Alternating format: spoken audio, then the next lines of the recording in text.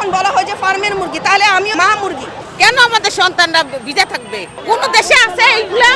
দুইবার করে আমার জব হয় নাই, কারণ হচ্ছে যে আমাদের সার্টিফিকেট নিয়ে অন্যেরা চাকরি করেছে। এইটাও শিক্ষা ব্যবস্থার ঘাটতি, এইটাও শিক্ষা ব্যবস্থার ঘাটতি। আজকে আমাদের মতো যোগ্যরা, আমি সর্বোচ্চ বিদ্যাপীঠ থেকে সর্বোচ্চ রেজাল্ট করে ফার্স্ট ক্লাস ফার্স্ট হয়ে আমি চাকরি পাই না, আমার চাকরি নাই। আমার বাচ্চাদেরকে এখন বলা হয় যে ফার্মের মুরগি, তাহলে আমিও মা মুরগি, আমিও ফার্মের সেই মা মুরগিটা, সেই হিসাবে পরিপাত করতে আসছে। আপনারা তো আমাদেরকে মানুষই ভাবছেন না। We are the people, general mass হতে পারে। আর কেউ যদি বলে এটাকে প্রতিহত করবে, এটা অন্যায় অন্যায্য, তারা আসলে ভুল করছে। আমি বলবো সবাইকে বিষয়টা বোঝার জন্য, সবাইকে বিষয়টা বোঝার জন্য। আর মিডিয়ারও ভূমিকা আছে, মিডিয়ারও ভূমিকা আছে। আমাদের সন্তানেরা, এরা শুধু আমাদের সন্তান না, এরা জাতির ভবিষ্যৎ। এই যে আমাদের ছেলে মেয়েরা নাতি নাত করে তারা যে কষ্ট করে এই বৃষ্টিতে ভিজে, দেখছেন কালকে কি অবস্থা, 3 ঘন্টা ভিজা ছিল একটা মেয়ে।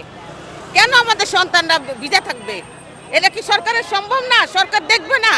আমরা চাই এর সমাধান হোক, সমাধান যাতে আমাদের চেঞ্জ করতে পারতো, পরীক্ষাগুলো চেঞ্জ করুক। এটা কোনো সমাধান না। কোন দেশে আছে এইগুলা? কোন দেশে আছে? কোন দেশে নাই। রাস্তায় সন্তান ভিজে নদীতে পড়ে, দেশ গড়ার কারিগর এদেরকে যদি আমরা এখন অবহেলা করি, যে এই বাচ্চাটা পানিতে ভিজে ড্রেনে পড়ে যাতায়াতে প্রবলেম হয়ে, বা যারা পরীক্ষা দিতে পারেনি, তারা কি কখনো দেশের জন্য ভাবতে চাইবে? এই যে কালকে একটা বাচ্চা মেয়ে ইন্টারমিডিয়েট পরীক্ষার্থী সুইসাইড করলো, এটা কি আসলে সুইসাইড? এটা তো হত্যাকাণ্ড। এটার আমি বিচার দাবি করি। আমি সুষ্ঠু রুটিন,